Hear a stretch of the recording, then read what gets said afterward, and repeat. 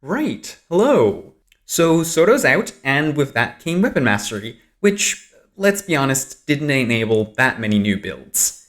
But hey, that was expected. That whole system was never about introducing new things, it was just about introducing more freedom of choice. Still, some people are kind of disappointed, and we aren't getting any new elite specs either, but we are getting some new weapons. Which obviously is a smaller scope, but I find the criticism that they were not going to change anything or that they can't make anything interesting happen with just weapons to be pretty unfair. Because we've seen Inet create playstyles with nothing but a weapon. They just have to do something a little bit outside of the box. Rifle Deadeye and Hammer Alley come to mind. These two are pretty unique. Rifle is a stance-swapping weapon whose main gimmick restricts your movement and is also centered around its sneak attack without actually being able to provide you with stealth, creating a very unique gameplay loop that isn't seen anywhere else on Thief, or with the stance swapping, anywhere at all. Hammer Alley, by comparison, isn't that complicated, but through one skill alone, or I guess in Elementalist's case, 4 copies of the same skill and a flip over, so 5, whatever, through the Hammer 3, informs an entire playstyle centered around the Grand Finale skill, which honestly added more to Catalyst's gameplay than Catalyst itself. And so, with these weapons in the game, I'm entirely sure that if they wanted to, they can absolutely create unique playstyles with just the upcoming weapons.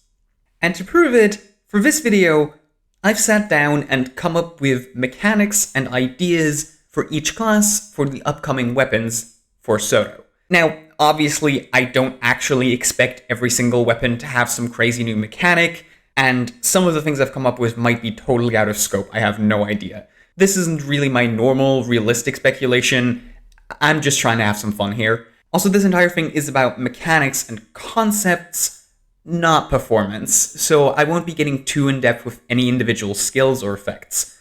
You're not going to find any numbers here, just vibes. Now, I did place 2 restrictions on myself while coming up with these ideas to make them at least somewhat realistic. And that is, 1, the weapons can't include any new type of UI, such as a unique resource gauge.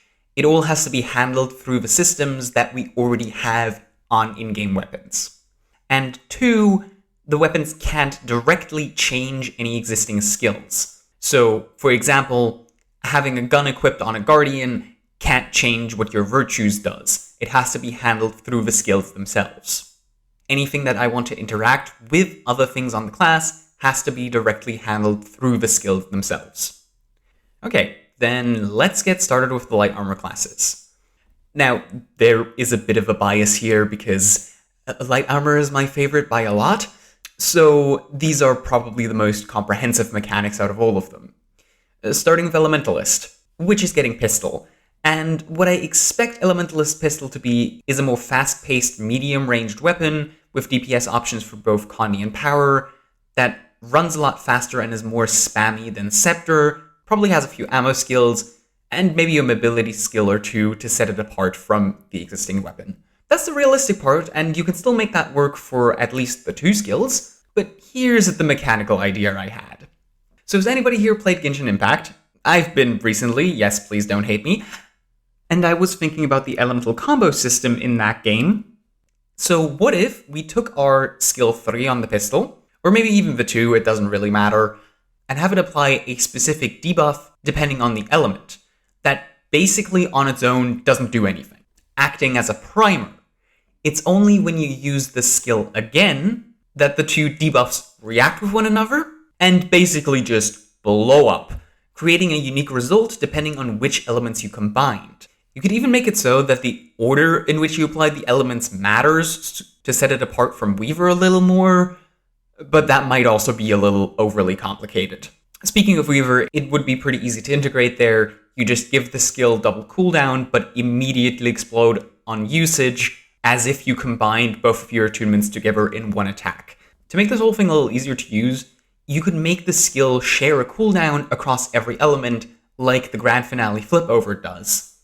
Though this may disincentivize using more than one particular combination of elements. In turn, this could be remedied by having the combination effects include conditional components. For example, if you combo a skill with air, the skill could do more damage if the target is CC'd or has the exposed debuff. Or if one of the components is water, it could deal more damage if the target is above a certain health threshold. Stuff like that, though obviously something like water would also be more inclined to add healing to the explosion. You can kind of go crazy with what you want the effects to be, but I think this would make for a really dynamic and fun playstyle, adjusting what you're doing on the fly in open world and still having to think a little bit about what you're doing in a rotation without necessarily having to incorporate every element at the same time constantly like you do on Weaver with Weave Self, for example. The skin that I think we can expect are coming with the weapons could be themed about alchemy, with a gun that has multiple elixir vials attached to it, and 4 of them, each one representing a different elemental catalyst. Though if that happens, I might just never use a different weapon on my LE ever again. I've been obsessed with alchemy-themed characters in video games ever since this guy stepped onto my screen. I know this one's a bit complicated, but if anybody was going to be complicated, it was going to be Ellie. Oh, and if you're worried about having 2 Ellies with a pistol blowing each other's catalyst up, just make it so that it has to come from the same source. The game already tracks who applied what buff and debuff, so that's a non-issue. Anyway, moving on to Mesmer. Mesmer is getting rifle, and I'll be honest, a heal weapon would be really nice. Mesmer doing unorthodox stuff with their weapons is incredibly on brand. I mean, just look at Greatsword. Slap a solid source of might on it, and heal chrono is well on its way to actually become meta relevant.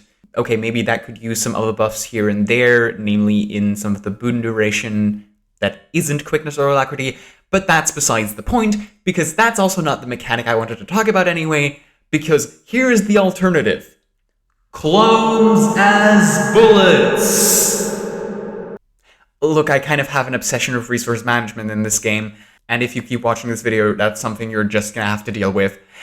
The idea is actually pretty simple. 1 or more of the skills are disabled unless you have an active clone, or a blade in Virtuoso's case. And when you use it, it expends one of the clones, but unlike Shatters, it uses exactly one of them.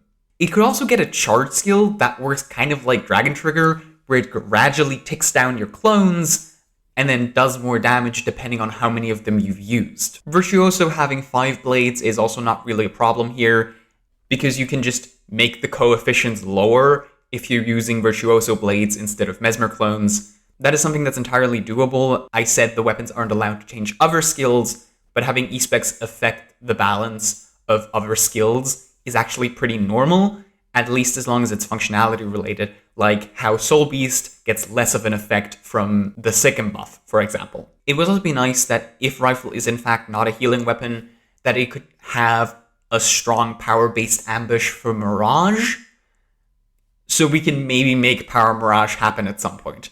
Even if you don't introduce any crazy mechanics, that in itself would introduce an entire build. For a skin, I didn't come up with anything complicated. It could just be a very sleek Astral Court-inspired design, making the rifle look a bit like a nice golden white spire with one of those, like, blue orbs at its back. Necromancer! Yeah, let's just make this the minion weapon. I had a hard debate with myself if this was appropriate for a weapon to do, but the more I thought about it, the more I just liked the idea too much. To the point where I even started coming up with specific skills for each of the slots.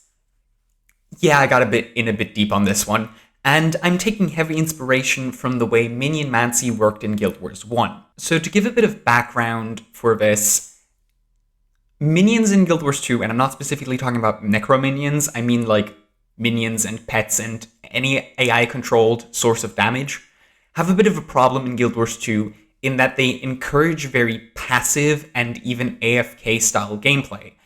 You sometimes see people with multiple accounts or even bots hang out in specific spots and just stack up on things like engineer turrets, necro-minions, that sort of thing, and just stand there and farm drops, because it's something they can do.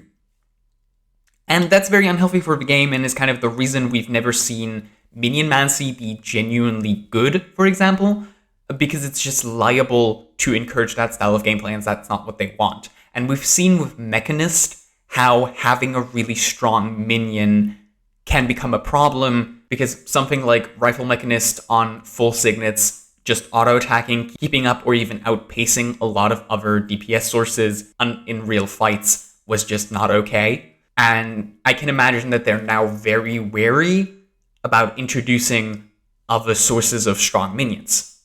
But the Guild Wars 1 version of Minion Necromancer didn't have this problem. And it is one of the most beloved and iconic parts of that game.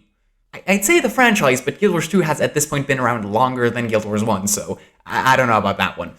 And the crux was that minions weren't just something you could easily throw into your build and have them hang around. They required a lot of upkeep and a lot of investment to be good. You didn't just slap on a minion, the minions became your entire build and your entire playstyle.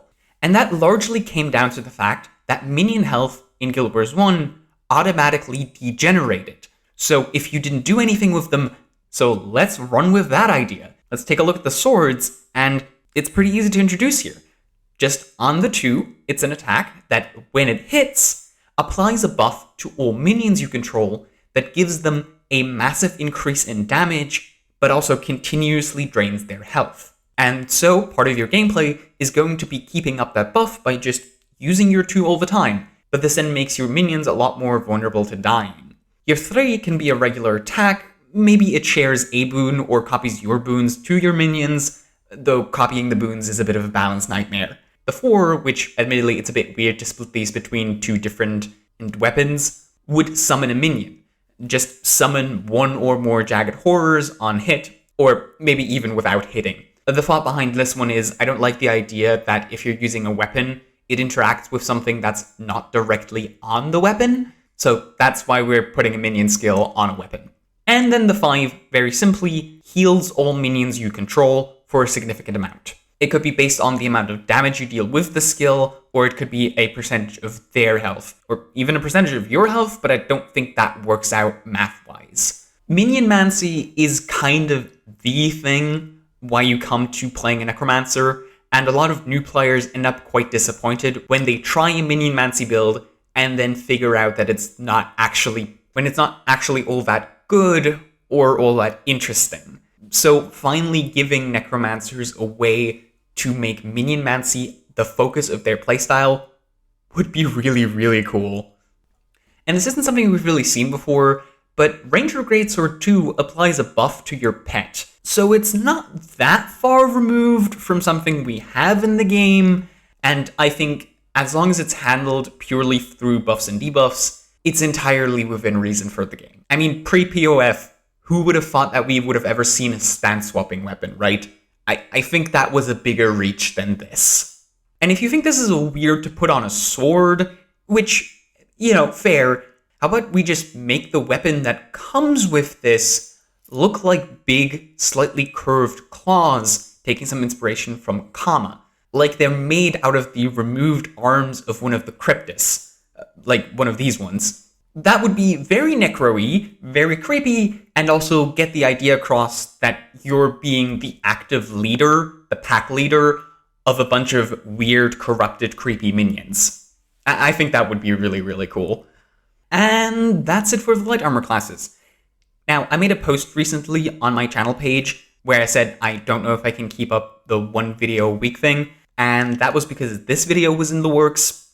And if I did the all 9 classes in one go, I absolutely wouldn't have been able to finish it in a week. So we're splitting it up on 3 videos, just like I did with the Weapon Mastery Speculation. Meaning, hopefully next week I'm going to be back with medium armor classes, and if you don't want to miss this, then subscribe, maybe like the video. Those YouTube things would be really nice. And yeah, thank you for watching, and goodbye.